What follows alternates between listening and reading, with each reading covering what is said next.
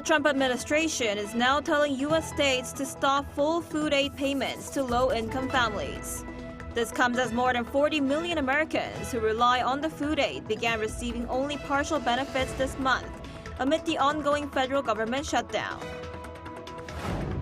The South Korean government and the ruling Democratic Party held a meeting over the weekend and reached a consensus on the greenhouse gas reduction targets, and also decided on measures to reduce the tax burden for income earned from stock dividends. Korean stocks opened higher today after sharp declines last week amid fears of an AI bubble. After falling below the 4,000 mark in the previous session on Friday, the Kospi climbed back above it this morning. We begin today in the United States, where the Trump administration is ordering states to stop full food aid payments to low-income American families as the economic strain of the prolonged federal government shutdown deepens. Our Lee Seung-jae starts us off. The Trump administration is directing U.S. states to halt full food aid payments to low-income families, claiming such payments are unauthorized. A new memo from the U.S. Department of Agriculture, which oversees the Supplemental Nutrition Assistance Program, or SNAP, has instructed states to issue only 65% of benefits this month. This follows a Supreme Court decision allowing the administration to withhold part of the funding while legal challenges continue. More than 42 million Americans who depend on SNAP began receiving reduced benefits due to the ongoing federal government shutdown, now in its 40th day. Some states, including New York, Massachusetts, California, Wisconsin, and Pennsylvania, had continued to provide full benefits after a lower court ruling ordered full payments. The USDA memo now demands that those states immediately undo any full distributions and recover excess funds, warning that failure to comply could lead to the suspension of federal administrative funding or penalties for overissuances. Meanwhile, the economic strain on the prolonged shutdown is deepening. U.S. Treasury Secretary Scott Bessent said Sunday that while the U.S. economy was fantastic under President Trump in the last 2 quarters, growth for the current quarter could be cut in half if the shutdown drags on. We had a fantastic economy under President Trump the past 2 quarters, and now there are estimates that the economic growth for this quarter could be cut by as much as half if the shutdown continues. The comments come as millions of federal workers remain furloughed, while key public services continue to suffer disruptions. Meanwhile, President Donald Trump on Sunday defended his economic policies, touting what he called the dividend of a strong America. He announced that every American, except for high-income earners, would receive a dividend of at least $2,000 per person, crediting his tariff policies for the nation's wealth. Claiming that the U.S. is now the richest, most respected country in the world, Trump called the dividend a reward for the country's economic success. Lee Seung-jae, Arirang News.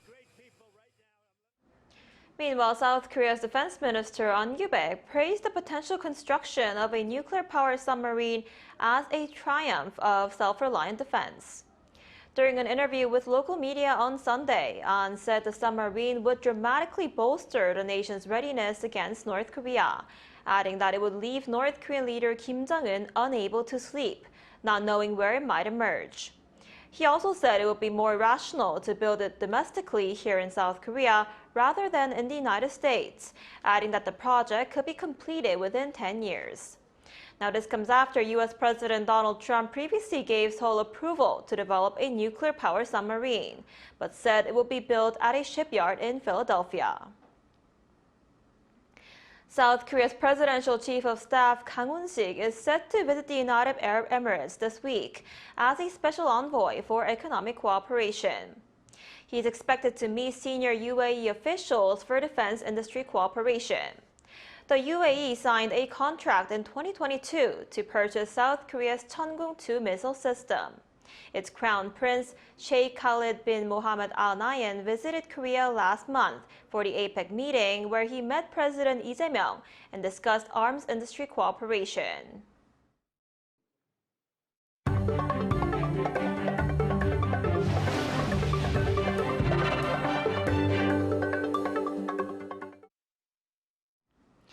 South Korean stocks opened higher this morning as investors bought up stocks after last week's sharp drop over heightened fears of an AI bubble. After falling below the 4,000 mark on Friday, the benchmark Kospi index hit over 4,059.55 points as of 11 a.m.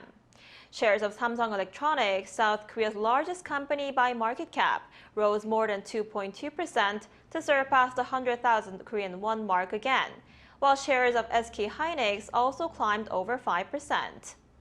Meanwhile, the local currency gained slightly against the dollar, trading at 1,453 Korean won per dollar as of 11 a.m.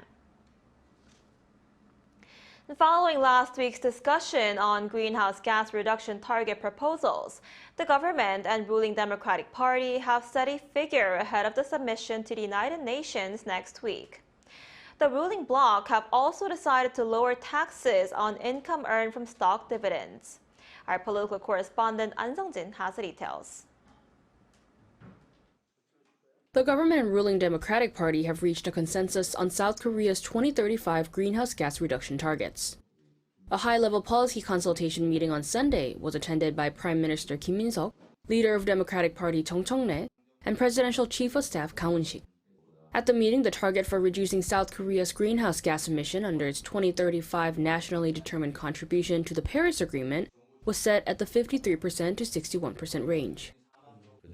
For a sustainable future, reducing national greenhouse gas emissions is a task that can no longer be postponed. The government had presented two final candidate plans for reducing greenhouse gas emissions last week, by either 50 to 60% or 53 to 60% compared to 2018 levels by 2035, replacing the current target of a 40% reduction by 2030. Through this meeting, the upper limit has been raised by 1 percentage point, a move interpreted as showing the government's stronger commitment to reducing carbon emissions. Civil society groups had called for a 65% reduction, while industry representatives proposed a 48% reduction. The government and ruling party pledged to seek additional support to ease the burden on industries through measures such as the KGX Green Transition Strategy to support Korean companies in transitioning to decarbonized industries and to foster the growth of a greener society. The final target range will be approved by the Presidential Commission on Carbon Neutrality and Green Growth and the Cabinet this week, before submission to the UN next week. Other items on the agenda included tax relief measures aimed at sustaining the recent rise in the Kospi stock index. The ruling bloc agreed to lower the top tax rate for dividend income from 35% to 25%, in an effort to strengthen shareholder value and reduce the tax burden for income earned from stock dividends. An Sung-jin, Arirang News. Shifting gears to esports, South Korea's T1 has made history by clinching its third straight League of Legends World Championship title on Sunday. In an all-Korean final held in Cheongdu, China, the team led by legendary captain Lee Sang-hyuk, known as Faker, defeated KT Rolster in a tight 3-2 match. Sunday's win also marks T1's 6th World Championship victory overall since 2013. No team has won more world titles than T1. And Korean culture isn't just about K-pop anymore. From literature to design, it's gaining global attention. In that spirit, Korea's Ministry of Culture, Sports and Tourism hosted a festival to celebrate those who are sharing Korean culture with the world. Our Pyeongyang was there. Held at the CKL stage in central Seoul, the K-Creators Awards kicked off the 2025 K-Wave Festival and honored global influencers, honorary reporters, and winners of the Talk Korea contest who have promoted Korea's culture in unique ways. Streamed live on KoreaNet's official YouTube channel, the event opened with a dynamic taekwondo performance by Junior K-Tigers, followed by remarks from a Culture Ministry representative. In 2025, fueled by the global popularity of K-pop Demon Hunters, interest in Korean lifestyle, from food and fashion to traditional houses and medicine, is spreading worldwide. This growing closeness between Korea and the world is made possible by the passion and dedication of those who share and celebrate Korean culture. Awards were presented to 15 individuals from around the world, recognizing their efforts to share Korean stories beyond just pop music. Of course, I'm happy and feel proud of myself because this is my first time for me, and it keeps reminding for me to keep growing. in this opportunity to create content about this topic, for me, it's really amazing for this connect with these people around the world. And I think Korean literature is a hidden gem, so I want to introduce people to it and share my passion. And actually, I think Middle Eastern countries can learn from Korea's experience because they have some similarities. After the ceremony, winners embarked on a 9-day cultural tour, exploring Seoul's landmarks and experiencing the depth of Korean heritage firsthand. The Culture Ministry says it hopes that events like this will help Korea share its creativity with the world, not just through K-pop, but through every facet of its culture. Hyun-Young, Arirang News. It's been about a month since the Korean government officially joined the Hague Adoption Convention, which aims to protect the rights of child adoptees. Our correspondent Park Gun-woo recently sat down with one of them whose search for his birth parents here continues. Even after 5 decades, for some people, the search for their birth parents continues.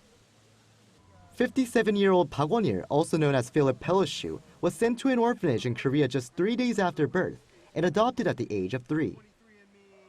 Although he says he grew up in a loving family in the US, Park said he sometimes faced difficulties. I really didn't feel like I fit in. You know, Colorado at that time, and even today, I think is mostly Caucasian. You know, I kind of stood out like a sore thumb in that sense. So. That's why he always wondered about its roots and has tried every possible means to find them. All the DNA tests that I can, and then the other thing is I try to collect all the documentation I can. Got these pictures from the adoption agency, and these were pictures of me, you know, that were presumably sent to my adoptive parents, so that they could, you know, identify the child that they were getting. During his search, he's managed to gather bits and pieces of information about his birth, including his name, assumed birthday, and even an address in Seoul of the custodian who sent him to an orphanage. While some pieces of information about him gave him hope, he says in most cases it ultimately led to nothing.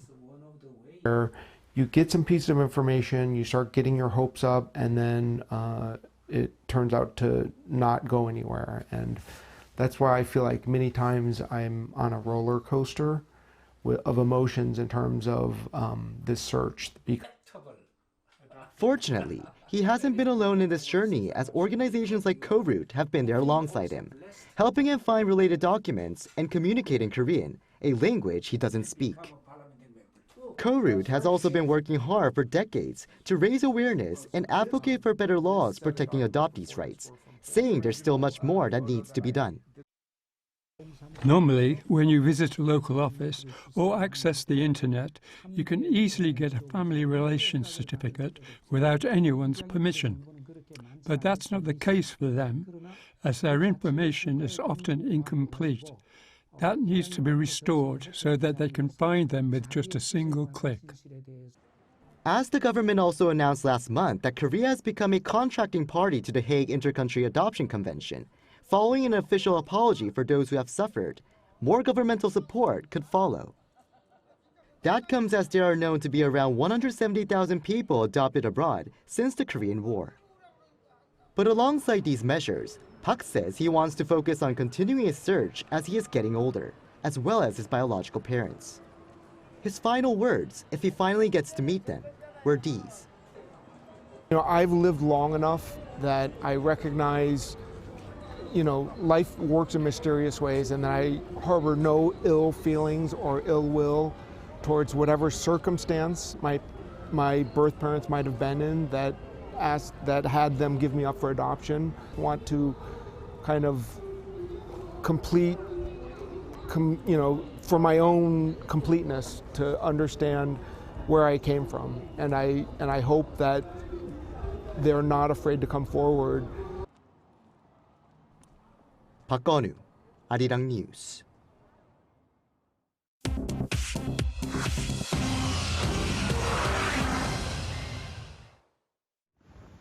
This is The World Now, bringing you everything you need to know from around the globe. A powerful super typhoon has slammed into the Philippines, forcing nearly 1 million people to evacuate and killing at least 2. Super Typhoon Fung-Wong made landfall late on Sunday night in Aurora Province on Luzon, with winds of 185 kilometers per hour and gusts up to 230 kilometers per hour. By early Monday, it had weakened slightly, but continued to pound Luzon with torrential rain and destructive winds. Authorities warn of life-threatening storm surges and floods. Airports in the area are closed, and nearly 300 flights have been canceled. The storm comes just days after Typhoon Kalmegi hit the Philippines, killing more than 200 people. Authorities say Typhoon Fung-Wong will move northwest through Monday before heading to Taiwan midweek. In the UK, the BBC's 2 top executives have resigned following a backlash over how the network edited a speech by U.S. President Donald Trump. Director General Tim Davie and new CEO Deborah Turnus announced their resignations on Sunday, saying they take full responsibility over a documentary on the 2021 Capitol riot.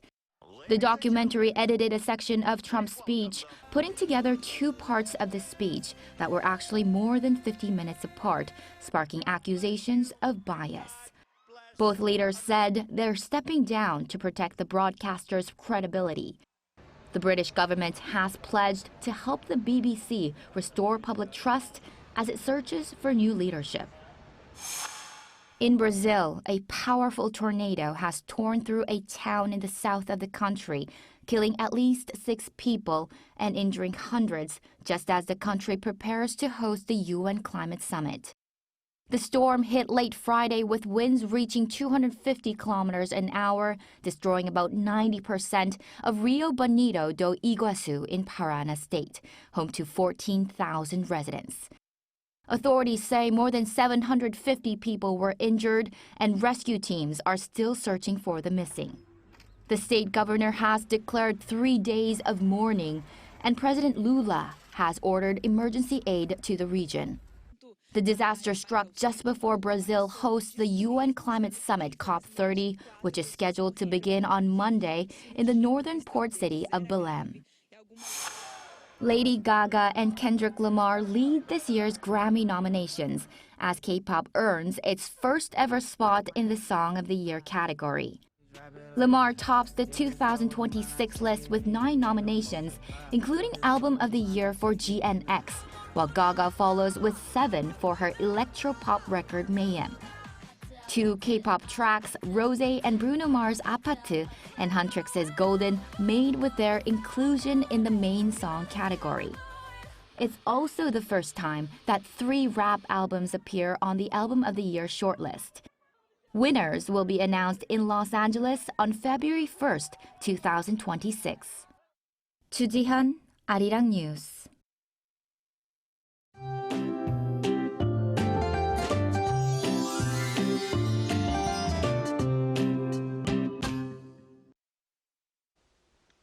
It's already tough to get moving on a Monday morning, and the cold air is making it even harder. Once again, we saw a sharp drop in temperatures at the start of new week, and some of the inland areas and mountainous regions saw frost and thin ice forming due to cold air flowing in from the north. Tomorrow morning will be even colder, with Seoul dropping to around 3 degrees Celsius, but this round of cold spell will not last long. By tomorrow afternoon, temperatures will begin to rise, and on college entrance exam day on Thursday, conditions will be milder than seasonal average, so there's no exam day cold wave this year. And for this afternoon, Seoul gets up to only 11 degrees Celsius, Gwangju, Daegu topping out at 14 degrees under sunny skies nationwide, along with strong winds. The weather outlook for this week looks promising with fairly sunny skies in most parts of Korea. Make sure to dress in layers and take care with the big temperature swings.